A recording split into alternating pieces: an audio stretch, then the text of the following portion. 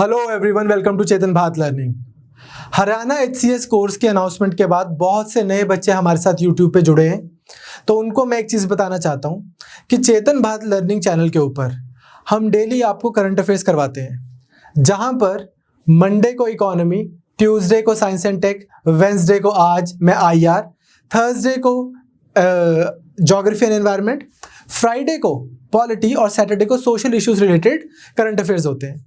तो आप इन current affairs की प्लेलिस्ट यूट्यूब पे देख सकते हैं। 27 जुलाई से ये प्लेलिस्ट चली आ रही है।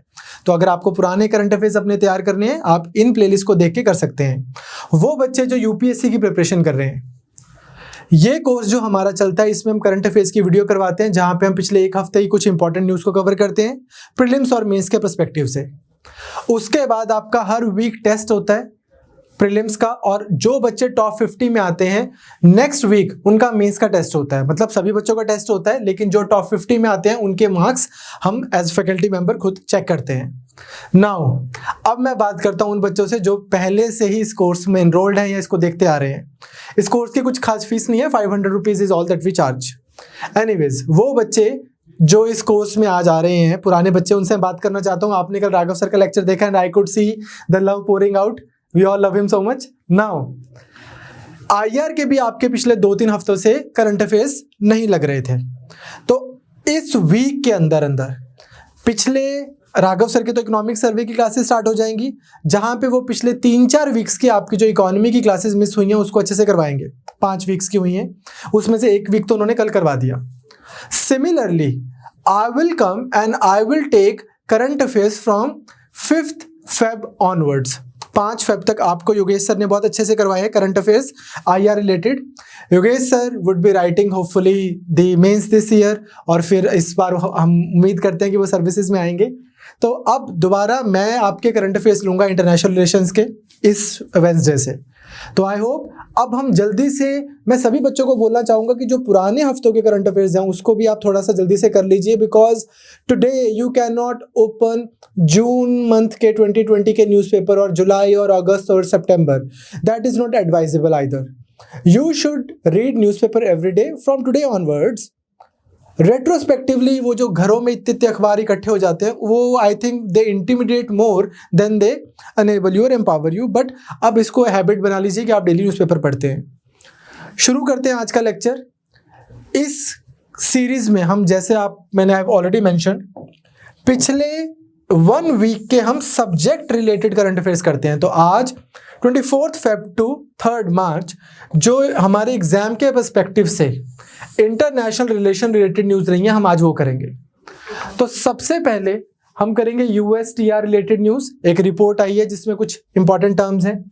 फिर इंडिया पाकिस्तान सीज फायर से रिलेटेड न्यूज, USA का वीजा इशू, H1B के अलावा बाकी काफी सारे वीजाज में रिलैक्सेशन की है जो बाइडेन ने। जापान और चाइना का सेनकाकू आइलैंड का जो डिस्प्यूट चल रहा है वो आजकल काफी न्यूज में है। फिर ये एक रेगुलर इशू चलता है जिसके बारे में सबको पता होना चाहिए, उइगर जिंगजियांग प्रोविंस का जो इशू है। And last but not least, Assam में 2200 करोड़ रुपए का लोन लेके सरकार with in Assam power transmission चला रही है। बहुत अच्छा, उसको आगे लेके जाएगी। तो वो जो इंस्टीट्यूशन है जहां से लोन लिया जा रहा है, AIIB, बहुत इंपॉर्टेंट रहती है एग्जाम के पॉइंट ऑफ व्यू से। तो सबसे पहले हम स्टार्ट करते हैं। आपने द हिंदू में ये न्यूज देखी होगी ऐसे कि US trade report flags issues from make in India policy. अब ये खबर देखिए, यहाँ पे 3-4 चीजें हमारे इंपॉर्टेंट काम की हैं। ये बहुत इंपॉर्टेंट टॉपिक है, पहले इसमें पेपर में आया भी हुआ इसके ऊपर से। सबसे पहला, ये US ट्रेड रिपोर्ट है कोई चीज, तो हमें पता होना चाहिए कि ये जो बॉडी है, ये कौन सी बॉडी है जो इस रिपोर्ट को निकालती है। दूसरा, इस रिपोर्ट के अंदर होता क्या है। तीसरा, ये जो मेक इन इंडिया है ये क्या है और इससे इनको प्रॉब्लम क्या है। तो जल्दी से देखते हैं। सबसे पहले यू शुड नो कि ये जो रिपोर्ट है USTR, इसको निकालता है the office of the United states trade representative.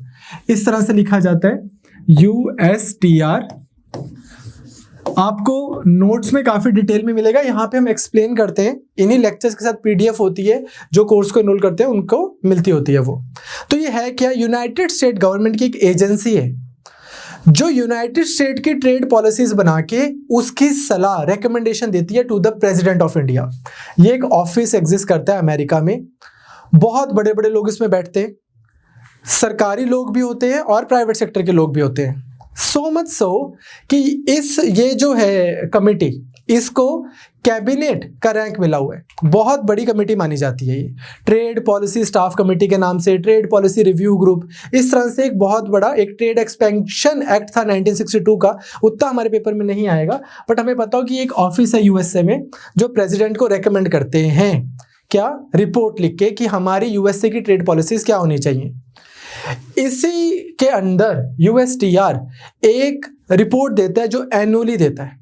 इस रिपोर्ट को हम क्या बोलते हैं? US trade representative report. ठीक, ये जो हमने यहाँ पे मेंशन की हुई है यूएस ट्रेड रिपोर्ट। तो सबसे पहले तो यही आ जाता है कि इस रिपोर्ट को देता कौन है। दूसरी चीज, अब इस बार की जो रिपोर्ट है और ये जो बॉडी जो ये रिपोर्ट को देती है, ये क्या है? ये रेकमेंडिंग बॉडी है to the president of United States. Now इस रिपोर्ट ने बोला क्या है? सबसे पहले तो ये बोलती है कि देखो, इंडिया जो है हमारे लिए बहुत बड़ी मार्केट है। इंडिया में मार्केट ग्रोथ बहुत ज़्यादा एक्सपेंड कर रही है, इकोनॉमिक ग्रोथ बढ़ रही है, प्रोग्रेस हो रही है। लेकिन इंडिया की कुछ ऐसी पॉलिसीज़ है जिससे यूएसए की कंपनीज स्ट्रगल कर रही हैं या स्ट्रगल करेंगी। तो कौन सी पॉलिसीज़ है? एक तो वो बोलते हैं मेक इन इंडिया, ये पॉलिसी कहते हैं कि इससे प्रॉब्लम है। आपको पता है कि नरेंद्र मोदी जी ने 2014 में ये पॉलिसी लॉन्च की थी, जिसके अंदर अगर इंडिया के अंदर प्रोडक्शन हो रही है उसको सपोर्ट किया जाएगा। दूसरी एक चीज के बारे में, किसके बारे में बात करते हैं? डिजिटल सर्विसेज टैक्स के बारे में रिपोर्ट बात करती है, उसकी भी इंक्वायरी चल रही है। मैं आपको उसके बारे में भी थोड़ा सा बता देता हूं। डिजिटल सर्विस टैक्स, ये रिपोर्ट एक और चीज के बारे में बात बोलती है। इसने थोड़ा सा मेंशन किया है कि जीएसपी, जर्नलाइज्ड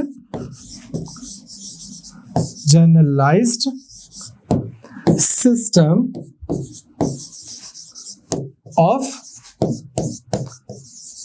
प्रेफरेंस, ये तीन चीजों के बारे में हमें पता होना चाहिए। तो रिपोर्ट बोलती कि देखो जी, हमारे इंडिया के साथ में पोटेंशियल तो बहुत है ट्रेड करने का, लेकिन मेक इन इंडिया को ही लगा लो आप। मेक इन इंडिया एक ऐसी पॉलिसी है सरकार की जिससे यूएसए के गुड्स इंडिया में उतने वेल रिसीव नहीं किए जाएंगे जितने अदरवाइज किए जाते हैं। फिर इन्होंने बोला कि यार जीएसपी भी एक ऐसी चीज है जो डोनाल्ड ट्रंप ने हटा दी थी, जिससे थोड़े रिलेशंस में प्रॉब्लम आई है। जीएसपी क्या है? ये एक अम्ब्रेला ब्लैंकेट थी एक तरह की। मान लो हिंदुस्तान के कुछ गुड्स हैं, जैसे कि जूट के बैग्स, जैसे कि कोई और ऐसे प्रोडक्ट्स जिनकी प्रोडक्शन से इंडिया में पॉवर्टी एलिवेशन होती है। कोई लेडी गांव में बैठी है और वो जूट के बैग्स बना रही है, तो अगर वो जूट का बैग बिकेगा तो सिर्फ ये नहीं है कि किसी बड़े इंडस्ट्रियलिस्ट के पास पैसे आ जाएंगे, एक इंडिया में एक सोशल एम्पावरमेंट भी होगी। क्लियर? तो इस तरह के बहुत सारे प्रोडक्ट्स की एक लिस्ट बनाई गई। वो लिस्ट बना के, पुराने टाइमों की बात कर रहा हूं मैं, 1964 की, तो फर्स्ट UNCTAD कॉन्फ्रेंस की बात है। वहां से ऐसे बोला गया कि ये वाले प्रोडक्ट्स अगर इंडिया के यूएसए में आएंगे बिकने के लिए, एक्सपोर्ट होने के लिए, तो क्या होगा? Reduced most favoured nation tariff इन पे अप्लाई होगा। मतलब कि ड्यूटी फ्री एंट्री है, मतलब कि इंडिया से, हाइपोथेटिकली स्पीकिंग बोल रहा हूँ इस प्रोडक्ट के बारे में, नॉट नेसेसरली ट्रू, इंडिया से जूट का बैग बन के गया यूएसए, 100 रुपए का बैग था। अदरवाइज अगर यही 100 रुपए का बैग जब मान लो यूके से भी यूएसए में गया, 100 रुपीज का ही ये बैग है, जब यूके से गया तो उन्होंने बोला कि लाओ जी, इसके ऊपर हम 10% एक टैरिफ लगा रहे हैं, 110 रुपए का बैग हो गया। बट इंडिया के ऊपर ये टैरिफ नहीं लगा। तो इससे क्या हो गया? इंडिया के प्रोडक्ट्स वहां पे कंपेटिटिव हो गए। ठीक, तो इस तरह से free entry of eligible products exported by the beneficiary country, India in this case, to the markets of the donor countries.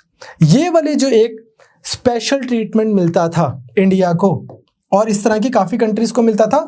Essentially उन कंट्रीज़ को जो डेवलपिंग कंट्रीज़ हैं और इंडस्ट्रियलाइज्ड नेशन जो ऑलरेडी डेवलप्ड नेशन है, उन कंट्रीज़ ने इस तरह की चीज़ें एक्सटेंड की हुई थी।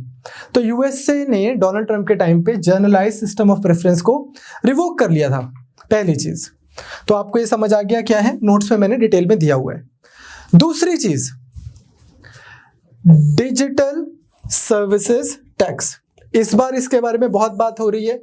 राघव सर इसमें आपको डिटेल में एक चीज करवाएंगे जिसका नाम है इक्वलाइजेशन लेवी। ये आपको प्रीलिम्स में ही एज इट इज आ सकता है कि equalisation levy has been in news. किस कॉन्टेक्स्ट में, क्या बोल रहे हैं इसको, ये आपको टर्म याद रखनी है, इक्वलाइजेशन लेवी।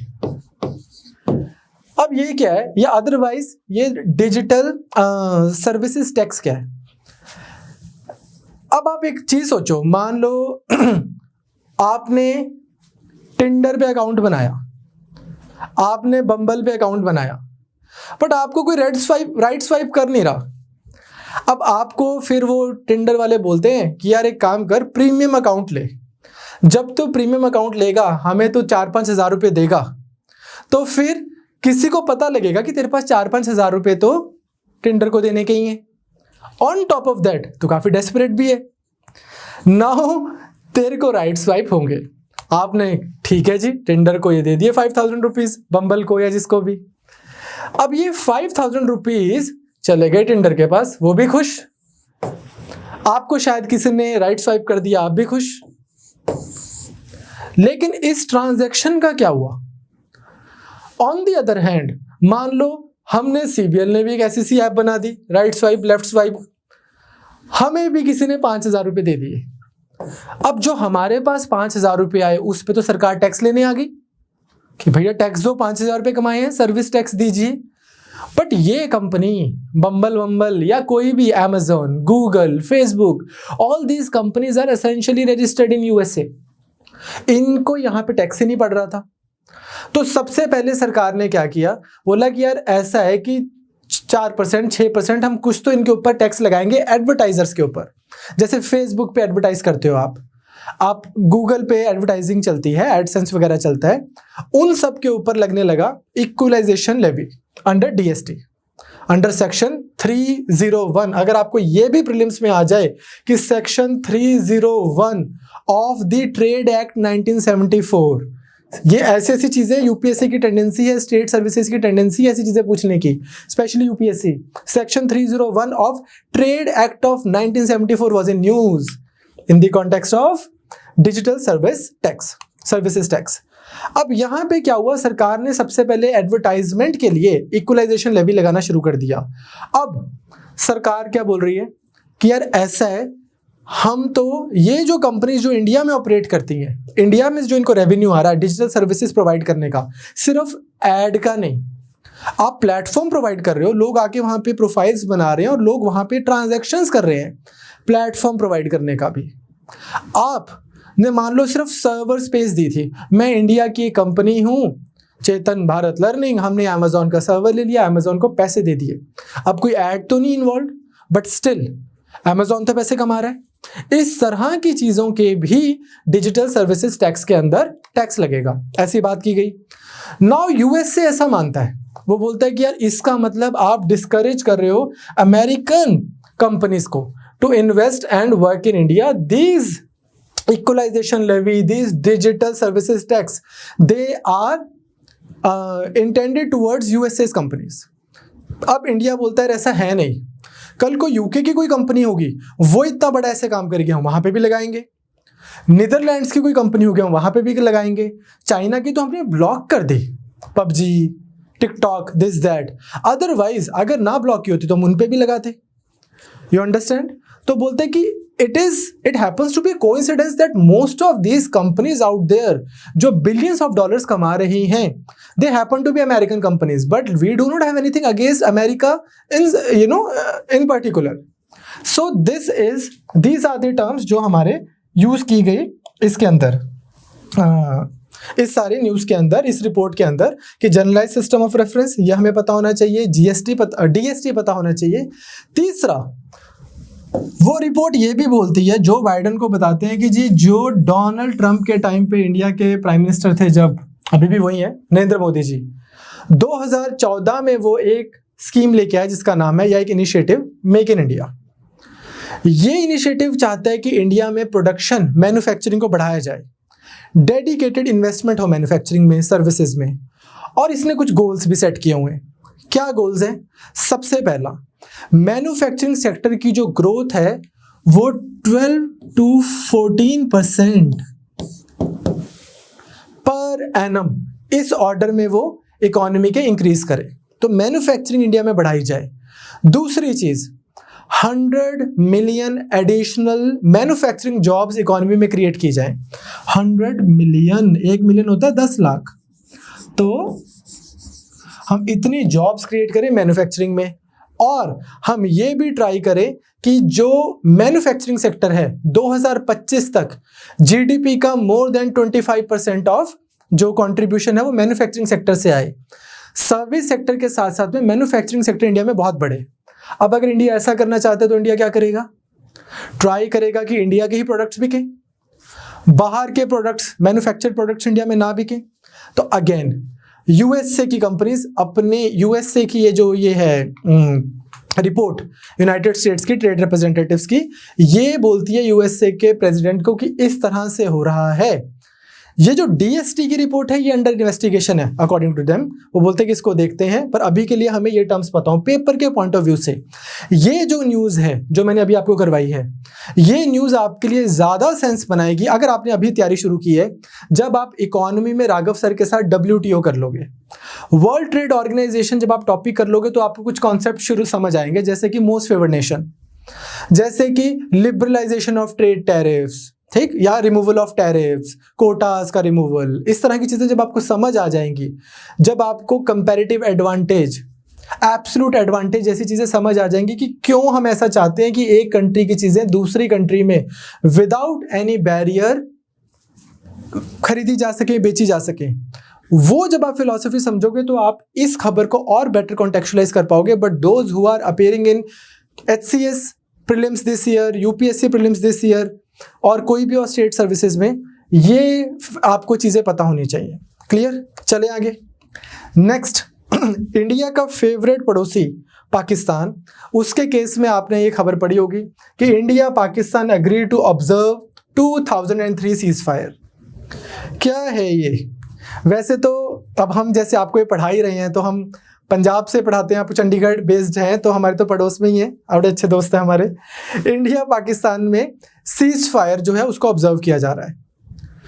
ये जॉइंट स्टेटमेंट जो इशू की गई, ये क्या है कि LOC के ऊपर, लाइन ऑफ कंट्रोल के ऊपर वायलेंस कम किया जा सके, उस कॉन्टेक्स्ट में ये जॉइंट स्टेटमेंट इशू की गई। आई थिंक अनुराग श्रीवास्तव जी ने इसके बारे में काफ़ी बड़ी अभी रिसेंटली प्रेस कॉन्फ्रेंस की थी।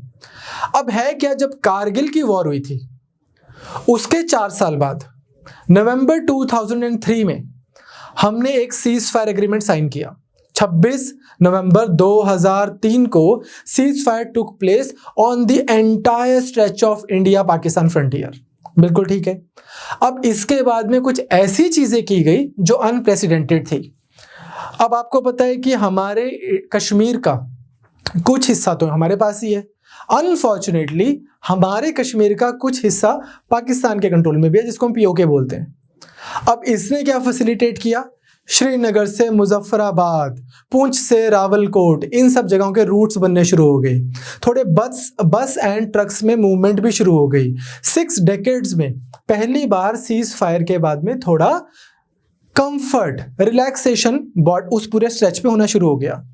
इसके बाद इंडिया ने एक चीज और क्लियर कर दी थी कि हम सीज फायर कर रहे हैं, because it's a cease fire. Now India और पाकिस्तान के बॉर्डर के पे, बिकॉज पाकिस्तान से बहुत सारे इन्फिल्ट्रेटर्स आए थे इस कारगिल के टाइम पे, तो India started constructing a fence near LOC to prevent infiltrators, Pakistan से जो टेररिस्ट इन्फिल्ट्रेट करते थे, to protect their infiltration into Kashmir. ये प्रोजेक्ट भी है जो पहले 20 साल पहले शुरू हुआ था, बट पाकिस्तान और इंडिया के बीच में बहुत ज़्यादा फायरिंग होती थी, प्रोजेक्ट रोक दिया गया था। बट अब जब सीज फायर हो गई थी तो ये प्रोजेक्ट भी शुरू हो गया। अब बहुत लोगों को लग रहा है कि यार अगर इंडिया ने इस तरह का जो ये सीज फायर किया है, इसका कुछ फायदा है, एज इन कि पाकिस्तान इसको रिस्पेक्ट करेगा। बिकॉज पहले भी ऐसे हुआ है कि 2003 में ये सीज फायर हुआ, 2003 से 2006 3 साल बढ़िया चला, इंडिया और पाकिस्तान के जवानों ने बुलेट्स एक्सचेंज नहीं की। बट 2006 के बाद पाकिस्तान ने दोबारा फ्रीक्वेंसी जो है वो सीज फायर वायलेशन की बढ़ा दी। In fact it became a norm to not respect this ceasefire. Recently also 2018 में भी ऐसा ही कुछ एग्रीमेंट साइन किया गया था कि चलो इसको कम करते हैं। अब कंसर्न ये है कि इंडिया सीज फायर कर देता है और अब समर्स आ रही हैं तो थोड़ी स्नो भी मेल्ट करेगी, थोड़ा मनूवरिंग उस एरिया में इजी होगी। तो बहुत कुछ क्रिटिक्स को ऐसा लग रहा है कि इस दौरान पाकिस्तान हो सकता है कि यहाँ पे टेररिस्ट को अंदर घुसाना शुरू कर दे। इस पे इंडिया की जो वो है आर्मी है, उसने क्लियरली बोला है कि cease fire does not mean कि हम जो रूटीन अपनी स्ट्रेंथ को बढ़ाते हैं, अगर टेररिस्ट के अगेंस्ट ऑपरेशन हो रहा है वो सब कंटिन्यूड रहेगा। हर ट्यूसडे को उनकी आर्मी और हमारी आर्मी के बीच में फ़ोन कॉल भी होगी, हॉटलाइन से एक बनी रहेगी, सो दैट कि कम्युनिकेशन गैप ना हो। बट ऐसा बोला जा रहा है कि सीज फायर से थोड़ा बॉर्डर के ऊपर शांति होगी। It is seen also in the context, right context की अभी चाइना के साथ में भी रिसेंटली, वेरी वेरी रिसेंटली थोड़ी सी डिसएंगेजमेंट शुरू हुई है। अगर यहाँ पे भी पीस होगा, यहाँ पे भी पीस होगा, तो it's a better thing, better way to go forward. इसके हम ओवरऑल एनालिसिस जो है वो आने वाली क्लासेस में करेंगे। पूरा मैं एक बार आपको ना पाकिस्तान इंडिया के बॉर्डर डिस्प्यूट्स करवाते हुए अच्छे से राइट फ्रॉम देयर ओरिजिन, फिर then we will take it all the way to here. Right now you should just know कि हमारा 2003 का सीज फायर जो था उसी को अब दोबारा हमने इंप्लीमेंट करने की बात की है, so that LOC is free from लड़ाई झगड़ा।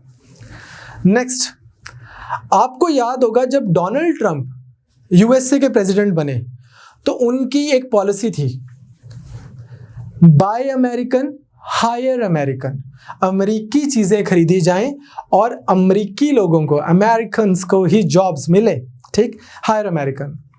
अब उनके बाद उसके बाद उन्होंने बहुत सारी बातें भी ऐसे की थी कि मैं वॉल भी बना दूंगा, मैक्सिको से लोग नहीं आ पाएंगे।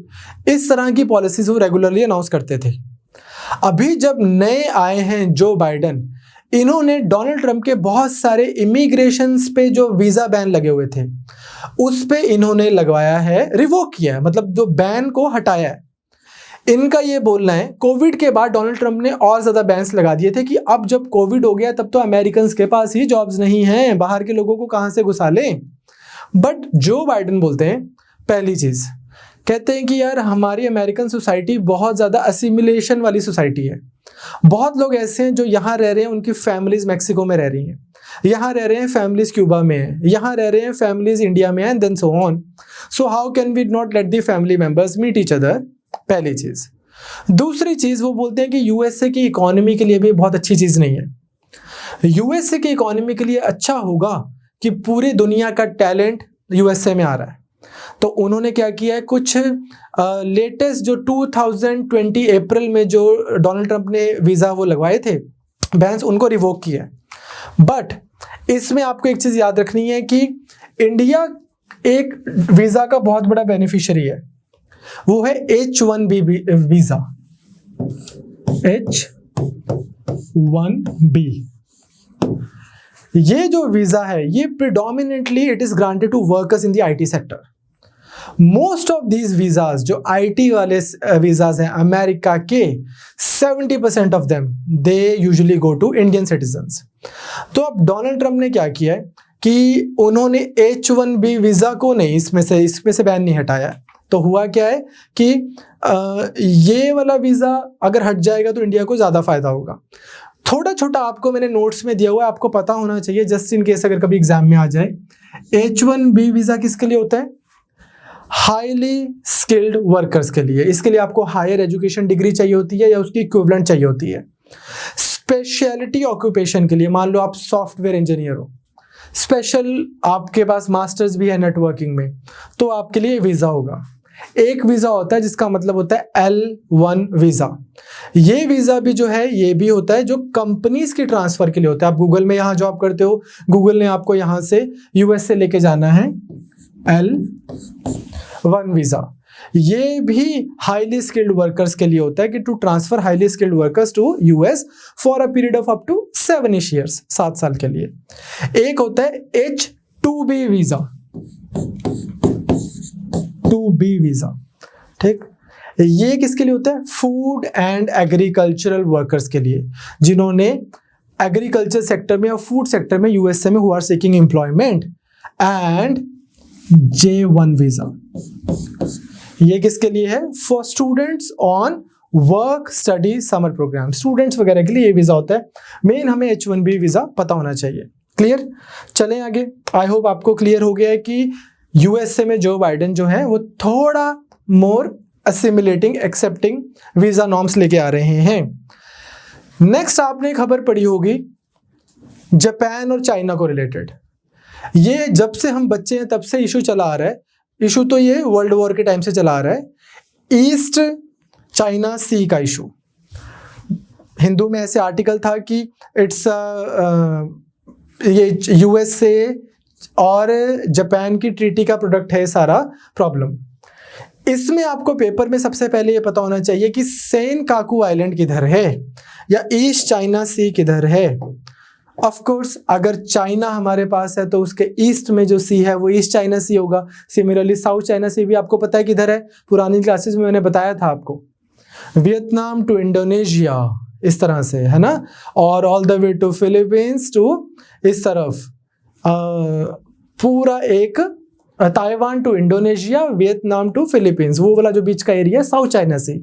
Similarly here this is China, Shanghai you can see in the map.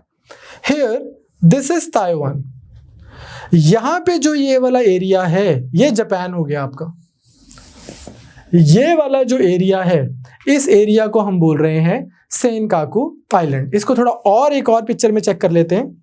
Come here, this you can see Taiwan के इधर जो ये वाला एरिया है, ये वाले एरिया को हम बोल रहे हैं, यहाँ पे कलेक्शन ऑफ आइलैंड्स को हम बोल रहे हैं सेनकाकू आइलैंड्स। तो पहली चीज तो आपको उसकी लोकेशन पता होनी चाहिए। 10-15 मिनट अगली आईआर की क्लास नेक्स्ट वीक है वेंसडे को, उससे पहले 15 मिनट अच्छे से मैप पे चेक करना आप ये वाला सारा एरिया। आपको अगर यही आ जाए यहाँ के 4 islands, Paracel island, woody island, Senkaku island, और वो लिख दें कि इनको नॉर्थ टू साउथ लगाओ या ईस्ट टू वेस्ट लगाओ, तो आपको पता हो कि इनकी लोकेशन कहाँ कहाँ है। चले आगे। ज्योग्राफी और आईआर में स्पेशली ये वाले जो इंपॉर्टेंट आइलैंड्स हैं इस एरिया के, ये मैं आपको करवाऊंगा, जो आपका स्टैटिक आईआर करवाया जाएगा। एनीवेज, अब खबर क्या है, इशू क्या है? चाइना के कोस्ट गार्ड्स जो हैं, 2-3 कोस्ट गार्ड्स, वो सेनकाकू एरिया में घूम रहे थे। तो जापान ने प्रोटेस्ट किया। जापान बोलता है कि यहाँ पे अनइनहेबिटेड एरिया है एक, वहाँ पे चाइना के लोग जो कोस्टल गार्ड्स घूम रहे हैं, तो that means China is trying to interfere in this area. और फिर चाइना ने, बीजिंग ने एक लॉ भी पास कर दिया। वो बोलते कि भाई कोस्ट गार्ड्स को सुनो, आप लोगों ने यहाँ पे जाना है, और अगर यहाँ पे कोई फॉरेन शिप इलीगली एंटर करेगी तो आप वेपन्स भी यूज कर लिया करो। तो ये एरिया है किसका? ये जापान का है कि चाइना का है? सबसे पहले तो आपको ये समझना है कि ये सेनकाकू जो आइलैंड है, ये सेनकाकू वर्ड यूज करता है जापान कि यार इसका नाम है सेनकाकू। चाइना इसके लिए एक और नाम यूज करता है। अगर आपको कभी पेपर में उस नाम से सवाल आ जाए, यू शुड नो कि we are talking about the same islands. जैसे एक बार यूपीएससी ने डुगोंग नाम से सवाल पूछ लिया था सी काओ के बारे में। अब सी काओ बहुत बच्चों को पता था, डुगोंग इतना उसका जो लोकल नेम है बच्चों को नहीं पता था। तो DIAOYU,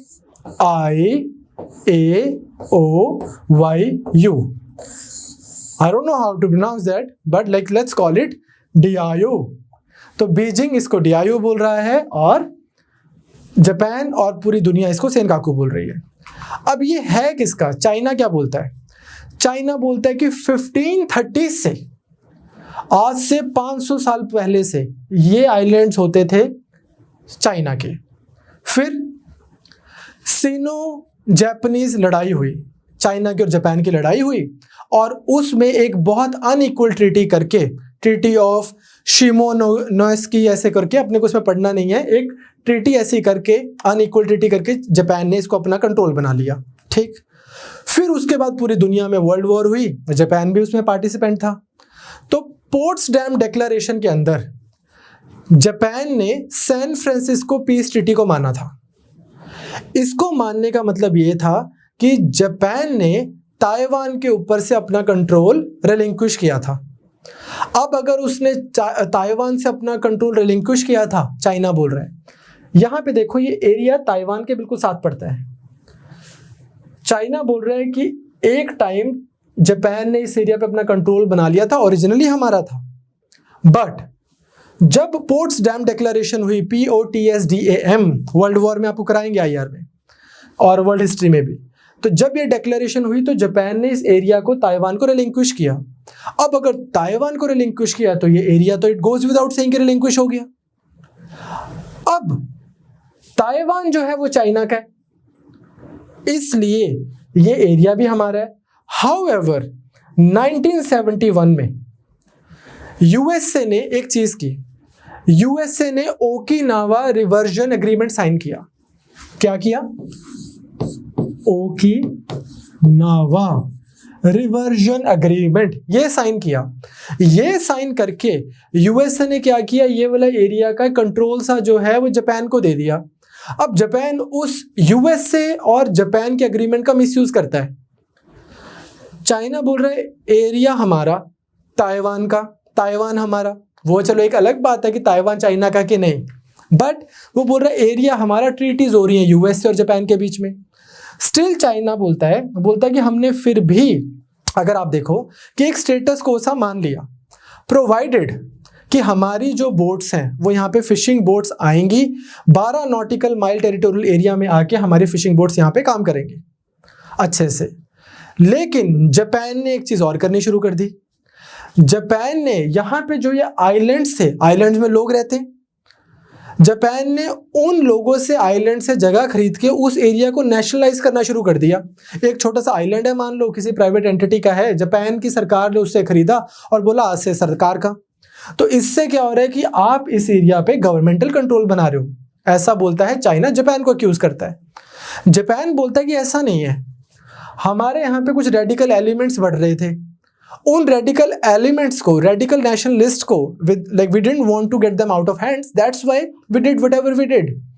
चाइना बोलता है कि they just want to consolidate their theft in Senkaku island. तो इस तरह से इनका एक डिस्प्यूट चल रहा है।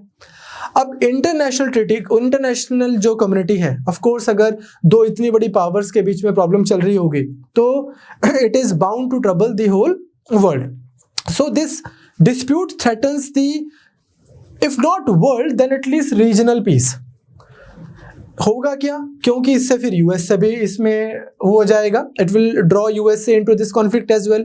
Once USA in any conflict, because of USA Japan Treaty of Mutual Cooperation and Security, जहाँ पे यूएसए और जापान की लड़ाई, मतलब जापान से लड़ाई का मतलब है यूएसए से लड़ाई, बिकॉज ऑफ दैट ट्रीटी। अब अगर यूएसए किसी प्रॉब्लम में इन्वॉल्व है, पूरी दुनिया इन्वॉल्व है। तो इसलिए लोग चाहते हैं, बड़े बड़े एक्सपर्ट्स चाहते हैं, बहुत बड़ी बड़ी कम्युनिटीज चाहती हैं दैट रीजनल पीस मेंटेन किया जाए। यहाँ पे हमें एग्जाम के पॉइंट ऑफ व्यू से थोड़ा सा इशू पता होना चाहिए। दूसरी चीज, चाइना को भी अब आप यहाँ पे विक्टिम मत समझना। China has been treating East China Sea as its backyard lakes. South China Sea में आर्टिफिशियल आइलैंड्स बना रहे हैं। चाइना भी बहुत ज्यादा एग्रेसिव हुआ है सारे एरिया में। I am just telling you the dispute. Now हमें एग्जाम के पॉइंट ऑफ व्यू से ज्योग्राफिकल लोकेशन और इशू पता होना चाहिए। The detail of everything that is being shared with you in the form of notes. Next, आपने अगर हिंदू में पढ़ा हो तो एक वीगर से रिलेटेड न्यूज थी। कौन है ये वीगर लोग? We have to see that as well. तो France slams repression of Uighurs, who are this people? आपने इस तरह के दिखने वाले चाइनीज देखे होंगे बहुत बार। थोड़े चाइनीज फैमिलियरिटी है, थोड़ी टर्किश फैमिलियरिटी है। ये जो लोग हैं ये अपने आप को बोलते हैं कि हम टर्की के डिसेंडेंट्स हैं, वहां से आए हुए हैं। मुस्लिम इनका धर्म है, इस्लामिक है, रहते चाइना में है, चाइना के नॉर्थ वेस्टर्न एरिया में। तो पहले तो आपको पता हो कि एथनिक ये लोग कौन हैं। क्या ये वर्ड इनके लिए यूज होता है? वीगर। इसको आप वीगर बोलते हैं, कोई कुछ बोलता है, बिकॉज बराक ओबामा वीगर बोलते हैं, इसलिए हम वीगर बोल रहे हैं। ठीक, नाउ ये एरिया कौन सा पड़ता है वीगर वाला? ये बहुत सेंसिटिव एरिया है। व्हाई? बिकॉज 7-8 कंट्रीज से तो इस एरिया का बॉर्डर लगता है, इंक्लूडिंग इंडिया। ये देखो, this is the area, autonomous region of China में ही है। जैसे तिब्बत एक ऑटोनोमस रीजन है, वैसे एक एरिया है जिसका नाम है XIN JIANG जिंगजियांग। ये एरिया को देखो, कजाकिस्तान से भी बॉर्डर लग रहा है, किर्गिस्तान से भी बॉर्डर लग रहा है, मंगोलिया से भी लग रहा है, ऑफ कोर्स चाइना से तो लग ही रहा है, Afghanistan, Pakistan, India, in theory. तो इस तरह से अगर आप देखोगे, ये एरिया कल्चरली, रिलीजियसली ज्यादा आइडेंटिफाई कर रहा है विद से central Asia compare to China. अब हुआ क्या है, ऐसा माना जाता है कि 1 मिलियन 10 लाख से ज्यादा लोग जो मुस्लिम्स हैं, वो यहां पर चाइना ने उनको रखा हुआ है कॉन्सेंट्रेशन कैंप्स में। क्लियर? तो ये बोलते हैं कि कंसिडरेबल ह्यूमन राइट वायलेशन है आज के स्टैंडर्ड्स के हिसाब से। अब हुआ क्या था कि इस एरिया में जब डेवलपमेंट हुई, वो डेवलपमेंट होने से यहां पे बहुत सारे चाइनीज माइग्रेट किए, स्पेशली हान चाइनीज। क्या बोलते हैं उनको? हान चाइनीज। जब यहाँ पे हान चाइनीज आए तो बहुत सारे वीगर्स ने ऐसा सोचा कि यहाँ पे हमारी तो जो कल्चरल यूनिकनेस थी, हमारी जो धार्मिक यूनिकनेस थी, वो चली जाएगी। स्पोरेडिक वायलेंस हुआ, यहाँ पे काफी ज्यादा वायलेंस हो गया था। 2009 में वीगर मुस्लिम्स और हान चाइनीज के बीच में यहाँ पे लड़ाई हुई। इस एरिया की जो कैपिटल है URUMQI, रुमकी, यहाँ पे बहुत ज्यादा रीजन की कैपिटल में काफी वायलेंस हुआ, 200-400 लोग मर गए थे। अब हुआ क्या, उसके बाद में दोबारा कोई ना कोई वायलेंट इंसिडेंट यहाँ पे हो जाता है। अगेन रीजन क्या है? कल्चरल असिमिलेशन की problem. These people they tend to identify more culturally at least with say Kyrgyzstan, Kazakhstan and all these areas then वो जो ईस्टर्न चाइना है, जो Shanghai, Beijing and all that. तो अब ये अपनी एक सेपरेट आइडेंटिटी ढूंढ रहे हैं। अब इस तरह की बहुत सारी कम्युनिटीज हैं। कुर्द है फॉर एग्जांपल, टर्की में पाए जाते हैं, इराक में पाए जाते हैं, ईरान में भी पाए जाते हैं, बहुत सारी कंट्रीज में पाए जाते हैं। कुर्द का भी अपना कोई देश नहीं है। इस तरह की बहुत community, even for that matter Baloch, थोड़े बलूच बलूचिस्तान पाकिस्तान में है, थोड़े बलूच जो हैं वो ईरान वाले एरिया में, बलूचिस्तान में।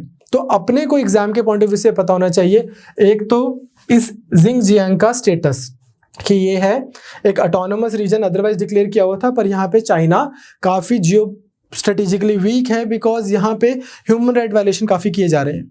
दूसरा, वहाँ की कम्युनिटी जो है उनका और एक टिपिकल चाइनीज का जो ट्रीटमेंट, जो टिपिकल चाइनीज को शंघाई में मिलता है, वो यहाँ पे उइगर मुस्लिम को नहीं मिलता। चले आगे, नेक्स्ट खबर।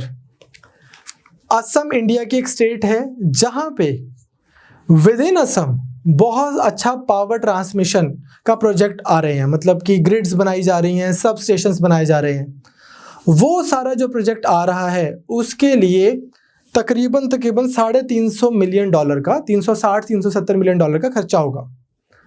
उसमें से $304-5 मिलियन इंडिया ने लिए हैं AIIB से। आपने इस तरह की कोई खबर पढ़ी होगी न्यूज़पेपर में, सेंटर साइंस 304 मिलियन पैक्ट, है ना, इस तरह से। अब उससे क्या होगा कि 2200 करोड़ के आसपास के इस लोन से इंडिया काफी अच्छा, जो हमारे ये असम की स्टेट है, वहां पे पावर ट्रांसमिशन की सिचुएशन बेटर हो जाएगी।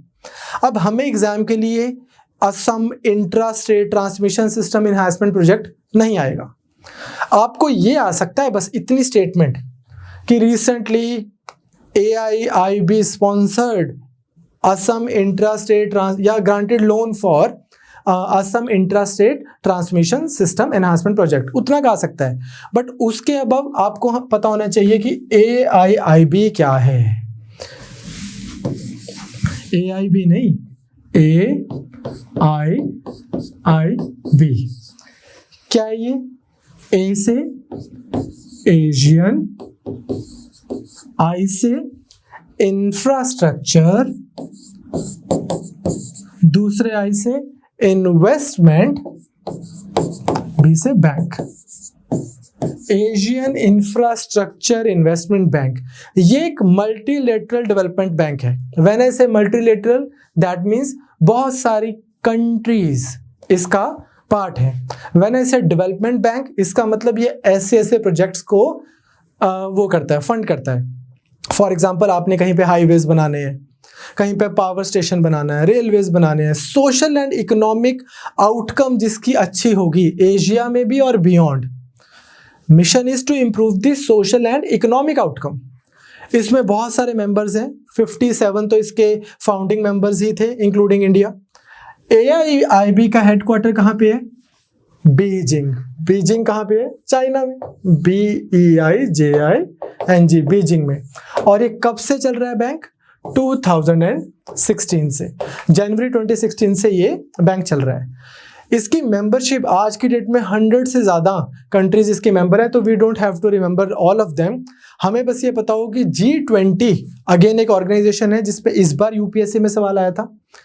G20 के तकरीबन 14-15 मेंबर्स इसका पार्ट है, including France, Germany, Italy, United kingdom and all that.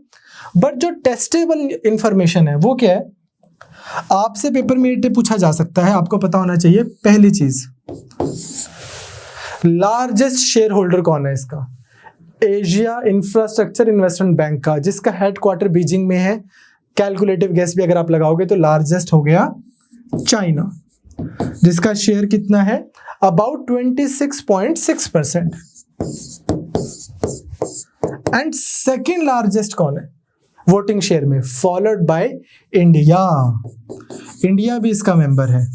मैं आपको मेंस के लिए एक सवाल करवाऊंगा कि if India is member of AIIB with China, then what is the problem with जो चाइना का दूसरा one belt one road initiative? तो बहुत डिफरेंस है, बहुत फर्क है। Will see that.